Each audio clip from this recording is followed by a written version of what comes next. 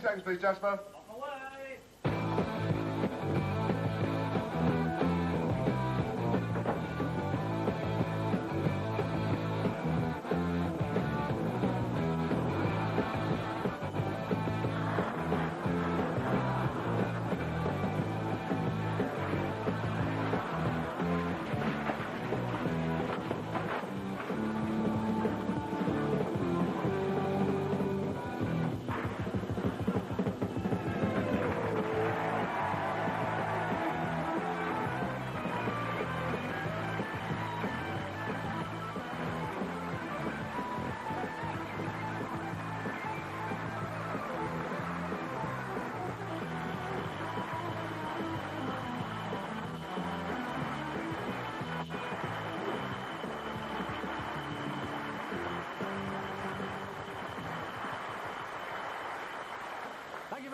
You're very kind. Ah, what a week we've had here. Anyway, did you read in the papers that the Japanese are negotiating to translate all the Agatha Christie novels into their own language?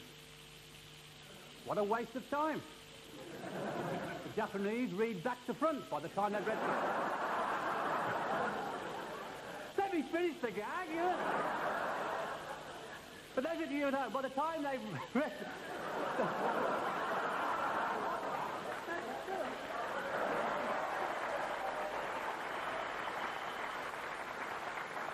You've been sent in by the special branch, haven't you? I see there's a lot of fuss about the new Bluebird car advert. You know, where a Geordie says something about making cars, and then a Japanese guy translates for him. Have you seen that? Yes, I'm not surprised at the fuss. You can't understand what the hell's going on, can you? We're gonna see what that's probably up. Making a canny car, like, you know? Then a Japanese comes and goes, what kind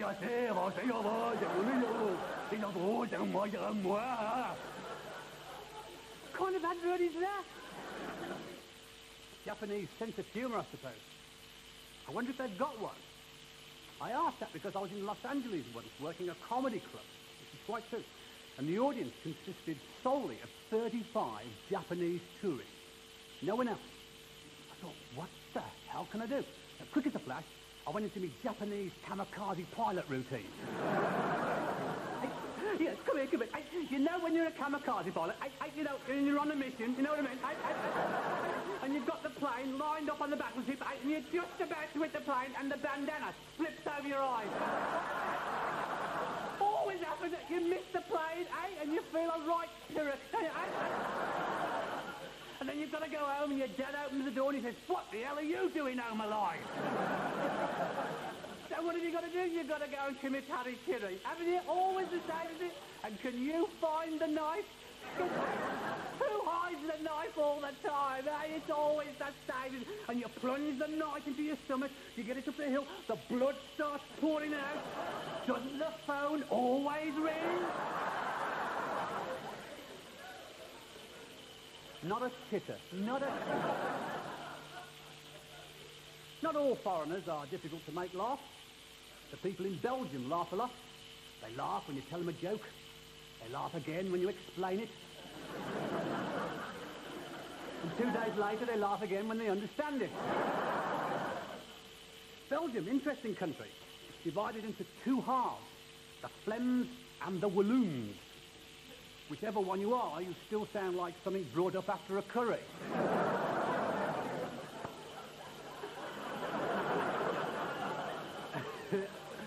Of course, the one joke Belgium and all of Europe laugh at is the common market.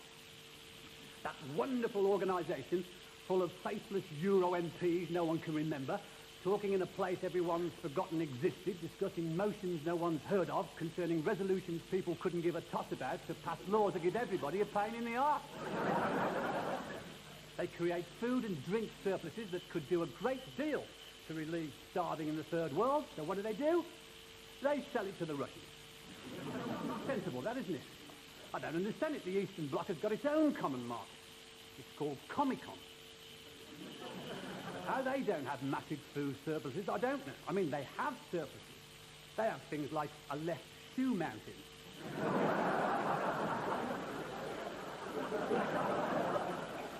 An anabolic steroid lake. I think I suffer from what's called xenophobia. Good word, that. A fear of foreigners. I think most British people have, particularly the English. I mean, we fought pitched battles with every European country there is, except Monaco. Well, they haven't got a football team, have they?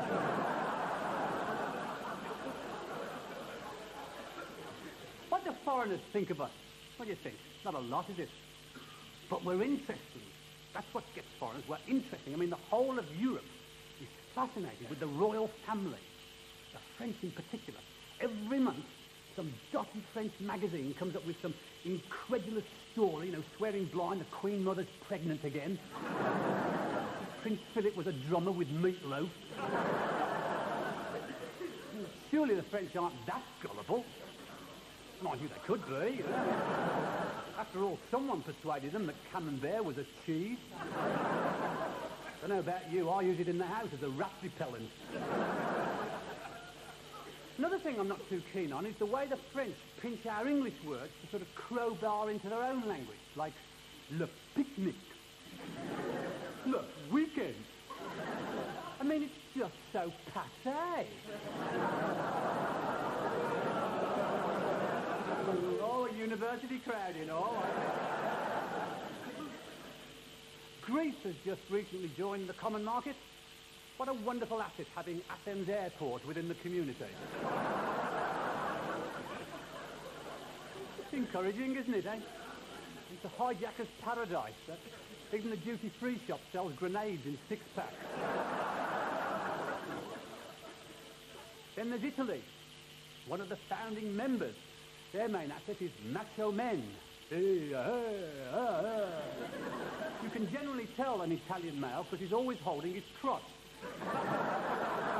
He holds it in the discotheque, when he's shopping, holds it when he's serving the spaghetti. Do you know what they do there? It's because they spend so much time scrunched up in those little Fiats.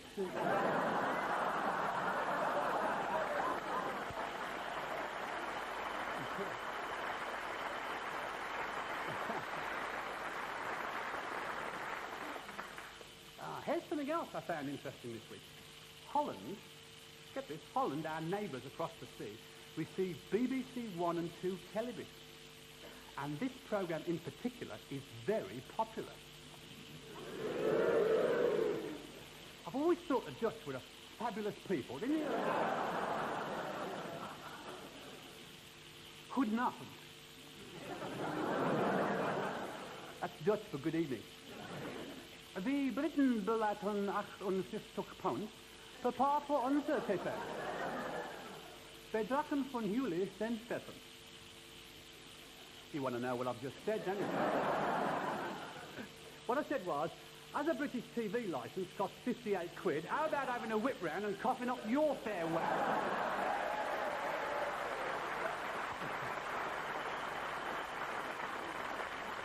Hello.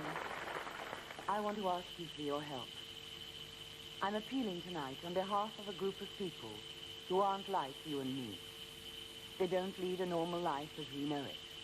They're completely cut off from the rest of society. Can you imagine what it must be like to have no comprehension of how the rest of us feel? Yes, I'm talking about sad cases. Very sad cases.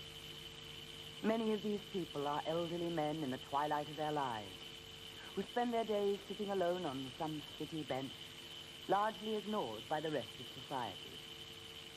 Then suddenly, without warning, they start speaking in a strange, irrational mixture of long and short sentences. Some so short as to be completely incomprehensible. But they need your help. So send your donation to me, Susanna York, care of the BBC, marking your envelope, Judges Street.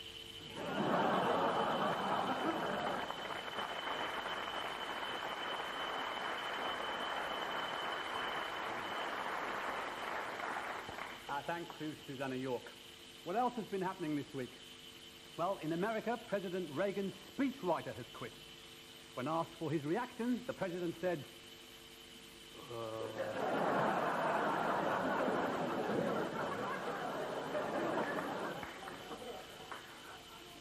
drug dealer was jailed after he admitted making chocolate bars out of cannabis resin. He said he wanted to produce a special medicated bar for people with acne. It still gives you spots, but you just don't give a damn.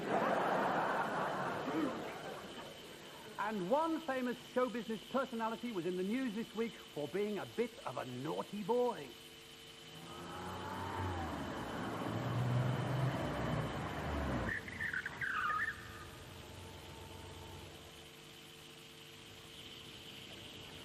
Excuse me, sir. Can you blow into this bag?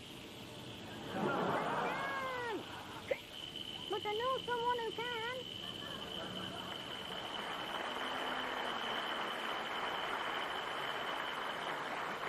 Good. At the beginning of the week, there was this disturbing headline. Queen locks herself in to escape madmen. As a result, security has been tightened yet again, as this preview demonstrates. The clampdown on royal security has begun to take effect. For a start, there's a new look to Buckingham Palace. And there's no point in trying to sneak over the back wall. All aspects of royal life have been affected. Here we see Princess Diana off on one of her regular shopping trips to Harrott. Meanwhile, Prince William makes his daily morning trip to school. At Sandringham, a press photographer meets one of the replacements for the Queen's corgis. The Queen is subject to stricter security at all times, as we can see here as she meets the teams before the FA Cup final.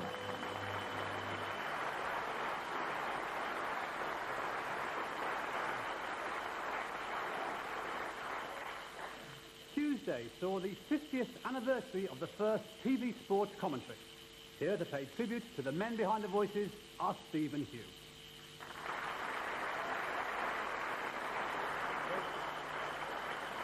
Yes, indeed. Thank you very much indeed, Jasper. And you join us here in Seoul for live coverage of the 1988 Olympic Games. And you join us here in this magnificent new Olympic Stadium where there is seating for more than 65 spectators and more than 85,000 television presenters. And here alongside me in these boxes, I can hear TV men from all four corners of the globe. Aye, español, Seoul. Bonjour et bienvenue à Seoul. Hello, Moscow. No one has yet seen through my brilliant disguise. I'm in a booth next to a very strange Englishman. And here I am down the track where one man's broken record is another man's broken dream, is another man's broken leg. 400 metres of an 8-lane hell, that's just over 400 yards for those of you watching in black and white. And up above me now, yes, up above me now, I can see the flag, the great Olympic flag, fluttering there. Fluttering like a great, white, flat, wingless bird tied to a pole. And on it, of course, the 5 Olympic rings, the 5 endless rings symbolising the 5 endless weeks of television coverage. Well, of course, many of you remember that the last 2 Olympics in Los Angeles and in Moscow were greatly spoilt by the absence of many nations for political reasons. I'm sorry to tell you that many more nations are absent here in Seoul, some for political reasons, most simply because they didn't have the first idea where it was. But never mind, you'll have not going to spoil the splendour and magnificence of this opening ceremony, this magnificent parade of nations, because here they come now out onto the track in alphabetical order. It's Abyssinia, Zambia. Oh, and here comes the torch. This man left Athens over 5 months ago. Went back half an hour later when he realised he'd set off far too early. He came here this morning by aeroplane. Yes, indeed. Now, of course, the absence of so many competitors here is probably going to affect these games. We haven't, in fact, got enough of them to go round, so some of the events here are actually going to have to be telescoped together. We're hoping to bring you live coverage of teams of tag wrestlers pole vaulting simultaneously into the swimming pool. We've got equestrian basketball coming up for you, and in fact, I've just heard there have already been several fatalities in the 100 metres javelin relay. And let's hope that's not going to spoil things too much, because down the track, that rough and slope Angelo track means that this Olympic 1500 metre semi-final is underway. 15 athletes, only one of them can win. Come to that, only one of them can come 15th. What a bloody stupid thing to say, but never mind. What do you make of this, David? Oh, my goodness me. And what an incredible season it's been for this East German. I believe this man has already won difficult heats in the 100 and 200 metre hurdles. And now it's over to Rob Pickering. in the swimming pool. It's just a moment, David. They come off the first bend in the Olivia Davis Daniels, this big American, born in Newark. He's a third-year student at Princeton University. He's studying economic history, astrophysics, and running very fast. He trains out for you. He was running on down the inside of the plane on the way here. And what a magnificent run from him. While I've been telling you all that useless information, he's got back into 8th place. So now it looks like there is British interest in this race. So it's British interest because this is Britain's Ian Thompson. What a marvellous run from him. Up he goes there, powering his way up through the field. Up he goes from 14th to 13th place. What a marvellous piece of running. This man doesn't know his arm from his elbow. And if he did, he certainly wouldn't be wiping that piece of Andrex up and down his forearm. But, a great performance from him. He could be hoping for the British and European record. And what do you make of it, David? Oh, my goodness me. And what an incredible season it's been for this Cuban. Hard to believe this man has already won difficult heats in the 100, 200, 400 and 600 metre hurdles. And now it's over to Ron Pickering in the swimming pool. It's just a moment, David, because they come to the bend, it looks like it's still Daniels. Then it looks like Archimedes, this big, huge, ginormous Brazilian who runs like a panther. And if he could only learn to use just 2 legs, he'd be absolutely unbeatable. Then it looks like it's Eddie for Scotland, and then it's Britain's Ian Johnson for Britain, and he's taken the lead. Johnson for Britain has taken the lead, and this man likes to lead from the front. What a marvellous piece of running. He could be aiming for a new British, European, Commonwealth, Olympic and world record. What do you make of it, David? Oh, my goodness me. And what an incredible season it's been for this Czechoslovakian. Hard to believe this man has already won difficult heats in the 100, 200, 400, 600, 1,000, 3,000 and 5,000 metre hurdles. And now it's over to Ron Pickering in the swimming pool. It's just a moment, David, because as they go on to the bend, it looks like it's still Daniels, another big, huge, completely gargantuan American. He was born in Newark, he's a 30 student at Princeton University, studying economic astrophysics. He's got a small mole in his left buttock. He has an essay due in at 9 o'clock tomorrow morning. What a completely irrelevant load of rubbish. And then it's Britain's Ian Thompson. What a marvellous run from him. He could be named for new South East London counties, English, British, European, Commonwealth, World, Olympic, Solar System and Universal record. What do you make of it, David? Oh, my goodness me. An incredible season it's been for this Lithuanian. Hard to believe this man has already won difficult heats in the 100, 200, 400, 600, 1,000, 3,000, 5,000, 10,000, 20,000, 30,000 metre hurdles and the marathon. And now it's definitely over to Ron Pickering in the swimming pool.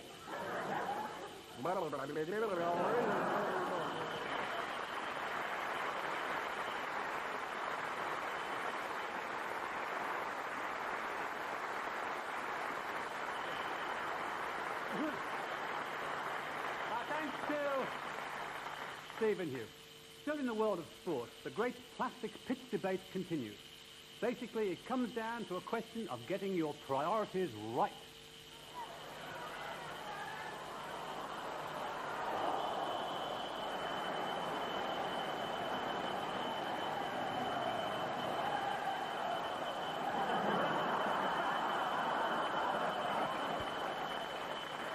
This is Bob Wilson reporting for Carrott Confidential. The big controversy in football just now centres on the use of plastic pitches. Clubs like Luton Town and Queen's Park Rangers swear by them. Liverpool and Everton swear at them. One of the criticisms of the anti-plastic faction is about the bounce on plastic. Well, I've been joined by the former England striker Mick Shannon to test the validity of that criticism. Well, Mick, how was it? No real problem, Bob.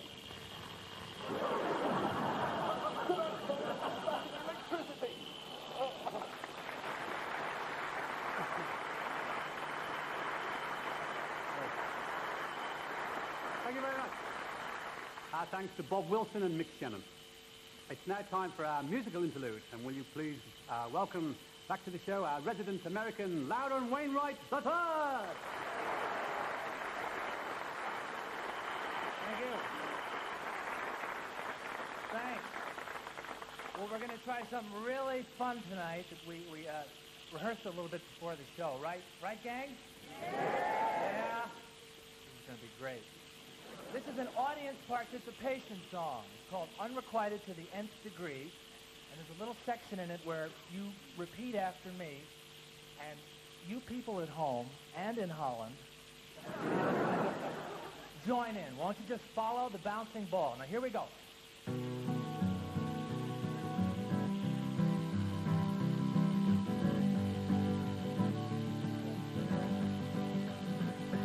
When I die, and it won't be long, hey, you're gonna be sorry that you treated me wrong. Yeah, you're gonna be sorry that you treated me bad. Yes, and if there's an afterlife, I'll quote and I'll be glad. You know, it might be a plane crash or some sort of OD. Hey, there's gonna be a photograph with my obituary. You're gonna see it and you'll cry a lot. You're gonna wanna wear black. Hey, I'll be dead, but you can bet your life I'm gonna get you back. I'm tired of being left up on your shelf. I might not wait around. I might kill myself. Not only would you miss me, but you'd feel guilty too.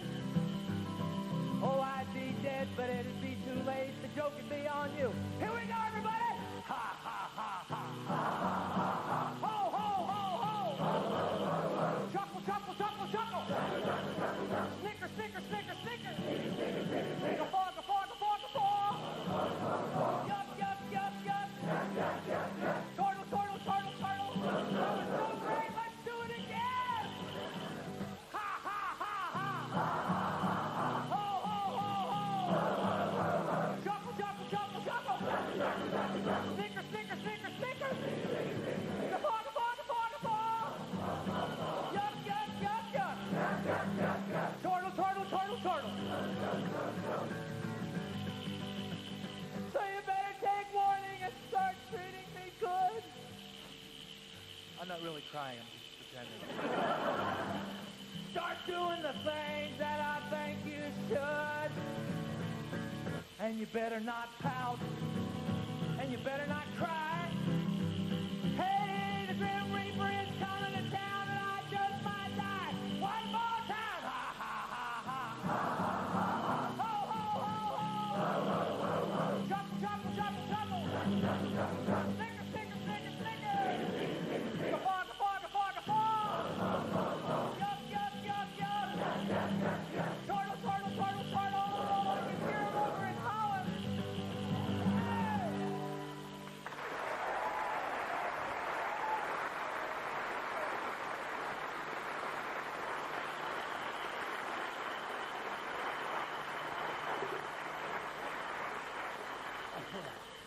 Hey! Spend your money. There was a report last week that said 7 million people in this country were illiterate.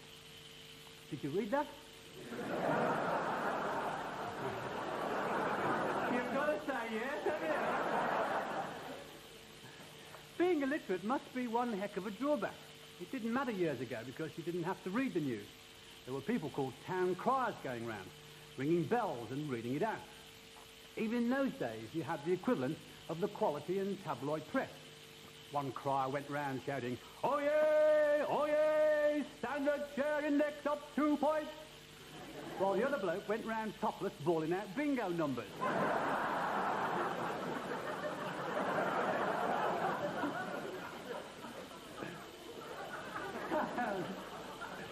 Town criers, when you come to think about it, would be classed today as part of the media.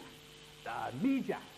A nebulous word. It's like when people say, "I blame the media." One of those irritating 80s words, you know, that everyone knows and uses but doesn't fully comprehend. It's a bit like job. But what can you blame the media for? A lowering of standards? Well, look at the top shelf of the newsagent's magazine rack, catering entirely for the amateur gynecologist. Underneath that, you've got the tabloid press, which is almost as bad. Newspapers written entirely around tits. By tits, for tits. Who writes all that tosh? Makes you think that if an infinite number of monkeys sat at an infinite number of typewriters, in 10 minutes they'd write the Star. If you look on the rest of the rack, you'll see papers and magazines to accommodate every conceivable interest. It's full of teenage magazines, obsessed with age. Just 16, under 15. And the latest one, 14 and a half, but can pass for 18 in a pub. They're full of advice on how to introduce your boyfriend to your parents at the breakfast table.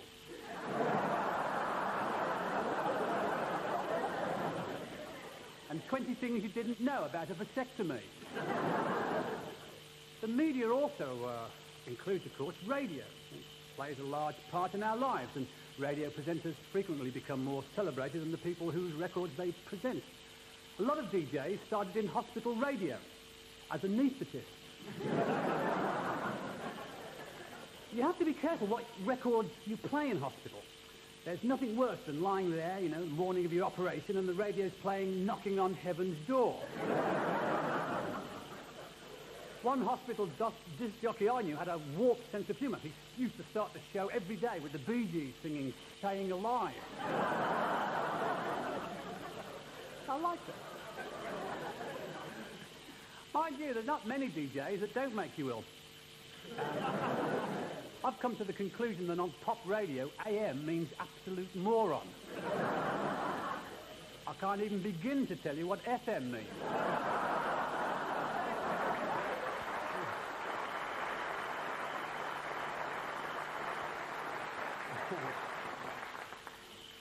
Radio's gone through many changes in the last few years, and it's just about to undergo a further change with community radio. I don't know if you know what that is. It's based around ultra-small transmitters for anyone who cares to set one up. I came across one in Melbourne, in Australia. It's run by a cooperative, somewhat left of Derek Hatton. Right. The first question the interviewer asked me was, why do you prostitute your talent for the benefit of the capitalist bourgeoisie? Well, it's a bit different from, is Jasper Carrott your real name? I said something politically profound like, well, it wouldn't do if we were all the same, would it? I don't know if it'll get like that here, but I'm all for it. I've been a fan of local radio for years. I don't know if you remember, talking about a guy called Tony Butler many years ago. I don't know if anybody's familiar with that. He was this wonderful sports presenter on BRMB, which is Birmingham's local commercial station. And he was famed for his notorious phoning programmes after local football matches. And Tony had this very strong Birmingham accent. You know, right, this is Tony Butler. Get on the lines now, and remember, no swearing, all right? And he had these thousands of Neanderthals that used to phone in, you know. Hello, Tone. What about the Albion, eh? Yeah, what about him? Thanks, Tone.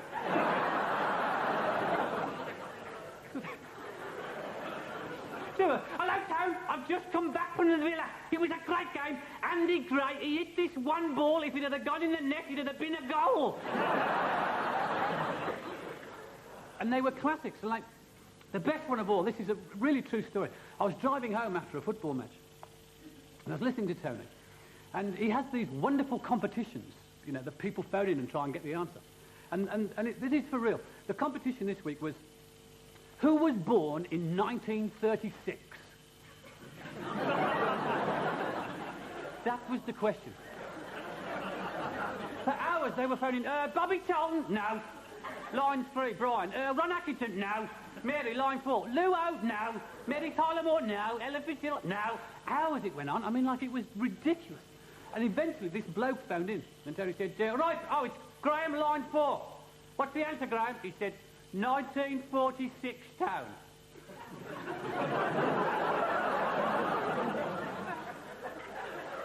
Who was born in 1936? 1946? He said, no, Tone. It's the year Jimmy Greaves was born. And Tony said, that was last Saturday's question. And the bloke said, well, it's taken me a bit of time to get through.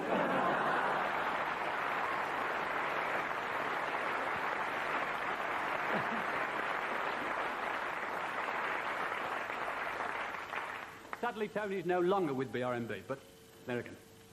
You've probably heard on the news today that Special Branch have returned 5 of the cans of film they removed from BBC Scotland during that raid last week. But let's have a look at some of the sinister and subversive material they're still hanging on to.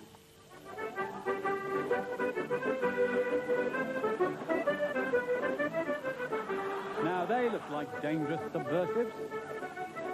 Here we see a piece of top-secret communications equipment and its revolutionary semaphore signalling system. Here we see the launch of the new Scottish missile. And the new Scot satellite is launched into orbit, McZircon. Scotland has always been a hotbed of subversive activity. For those traitors who are caught, consequences are severe. Here we see Princess Margaret about to inflict the traditional punishment for subversion.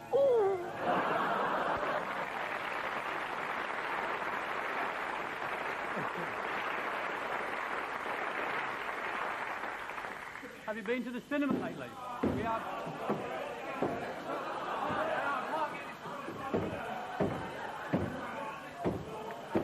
What the hell's going on here? Just open the door, in you go. What's going on? Jasper Carrott, What have I done this time? your programme is in contravention of the Official Secrets Act.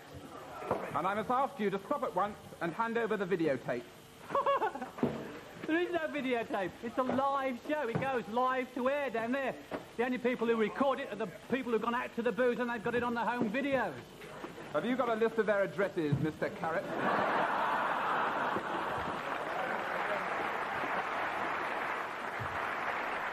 Yeah, I carried 10 million of them around in me bloody trousers. Well, presumably you won't have any objections to us looking for ourselves. Help yourself. Look, if you've just come back from the boozer and you're watching this on your video recorder, there could be a knock on your door in the next few minutes. Now, don't do what you normally do and try and flush the evidence down the bog. You carry on searching, lads. I'm going upstairs to sort out the producer.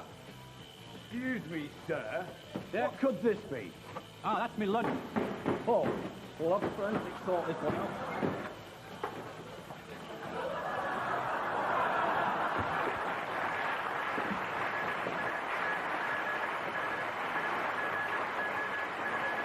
And what's this?